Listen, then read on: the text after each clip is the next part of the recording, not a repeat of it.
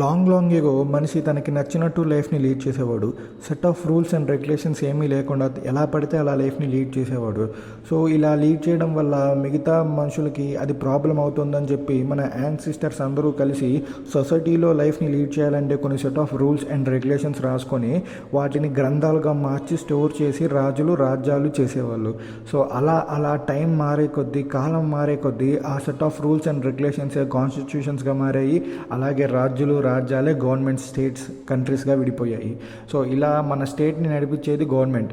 అలాగే గవర్నమెంట్ని మనం ఎలా ఎన్నుకుంటాం? 5 ఇయర్స్కి ఒకసారి ఎలక్షన్స్లో ఎన్నుకుంటాం.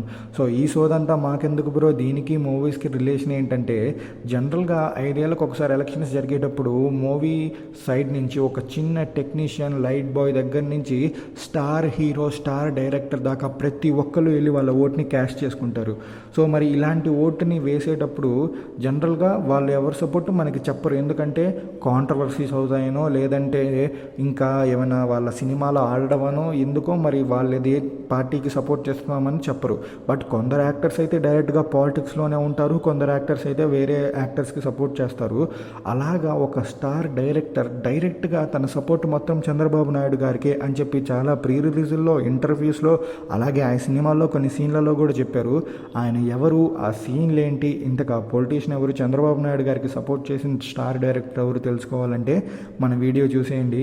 ఇంకొక చిన్న రిక్వెస్ట్ ఏంటంటే, మన వీడియోస్ చూసే వాళ్ళలో ఓన్లీ 10% మందే సబ్స్క్రైబ్ చేసుకొని చూస్తున్నారు. మిగతా 90% మంది అన్సబ్స్క్రైబ్డ్ మెంబర్స్ ఊరికే వచ్చి చూసి వెళ్ళిపోతున్నారు. ఇలా కాకుండా మీరు ఆ సబ్స్క్రైబ్ బటన్ కొట్టేసి ఒక లైక్ వేసుకోండి. మేము ఇంకా లేట్ చేయకుండా వీడియో స్టార్ట్ చేస్తాం. నమస్తే movie lovers, welcome back to our channel BTech movie Wala. జనరల్గా చంద్రబాబు నాయుడు గారికి ఫుల్ సపోర్ట్ ఇచ్చే డైరెక్టర్, స్టార్ డైరెక్టర్ మన టీఎఫ్ఐ నుంచి ఎవరైనా ఉన్నారా అంటే ఆయన ఖచ్చితంగా బోయపాటి శ్రీను గారే.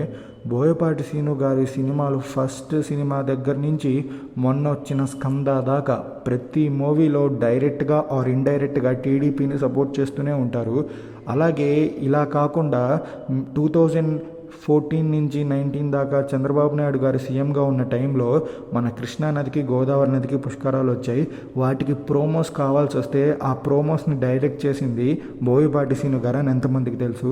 అలాగే 2019 ఎలక్షన్ క్యాంపెయిన్లో టీడీపీకి సంబంధించిన చాలా యాడ్స్ డైరెక్ట్ చేసింది బోయపాటి శ్రీను గారు అని మీకు ఎంతమందికి తెలుసు.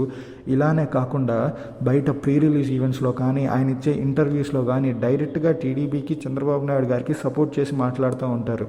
సో ఎలా అంటే, ఒక ఇంటర్వ్యూలో యాంకర్ క్వశ్చన్ అడుగుతారు బోయపాటి శ్రీను గారిని, మీకు ఎందుకు చంద్రబాబు నాయుడు గారు అంటే అంత ఇష్టమని. అప్పుడు బోయపాటి గారు ఆన్సర్ ఇస్తూ, నాకు చంద్రబాబు నాయుడు గారు అంటే చాలా ఇష్టం. రీజన్ ఏంటంటే ఆయన డబ్బుల గురించి ఆలోచించరు, ఆయన ఓన్లీ ప్రజల గురించి ఆలోచిస్తారు, పేదవాళ్ళ గురించి ఆలోచిస్తారు అని.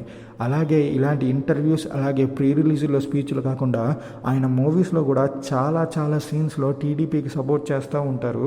ఎలా అంటే మొన్న రీసెంట్గా స్కంద మూవీలో ఒక సీన్లో కాలేజ్ సీన్స్ అన్నిట్లో టీడీపీని సపోర్ట్ చేస్తూ కొంచెం రూలింగ్ గవర్నమెంట్లో ఉన్న పార్టీని ట్రోల్ చేసేటట్టు కొంచెం పోర్ట్రేట్ చేశారు. అలాగే లెజెండ్ మూవీలో అయితే మన నీకు బీపీ వస్తే నీ పిఏ వణుకుతాడేమో, నాకు బీపీ వస్తే ఏపీ వణుకుద్ది అనే డైలాగ్ చెప్పే సీన్లో మనకి అదే సీన్లో డిలీటెడ్ సీన్ ఒకటి ఉంటుంది. ఏంటంటే ఇలా ఆ ఆపోజిట్ క్యాండిడేట్ విలన్ రోల్లో ఉన్న ఆయన అడుగుతాడు, మేము పదవిలోకి వచ్చిన తర్వాత ప్రజల్ని భయపెడుతున్నామని. అప్పుడు బాలయ్య గారు ఆయన కౌంటర్ వేస్తాం, మీరు పదవిలోకి వచ్చిన తర్వాత ప్రజల్ని భయపెడుతున్నారు, మేము ప్రజల్లో ఉండే పదవిలో ఉన్న వాళ్ళని భయపెట్టామని చెప్పి మన సీనియర్ ఎన్టీఆర్ గారి ఫోటోను, అలాగే ఒక విగ్రహం డిస్ప్లే అవుతుంది. అది కావాలంటే మీకు లెజెండ్ డిలీటెడ్ సీన్స్ అని యూట్యూబ్లో సెర్చ్ చేయండి, ఆ సీన్ మీకు వస్తుంది. ఆ సీన్ చూసిన తర్వాత మీకు అర్థమవుతుంది బోయపాటి శ్రీను గారు ఎంత సపోర్ట్ ఆఫ్ టీడీపీ అనేది. మరి ఆయన టీడీపీకి సపోర్ట్ చేయడం తప్పు కాదు, ఎవరిష్టం వాళ్ళకు ఉంటాయి.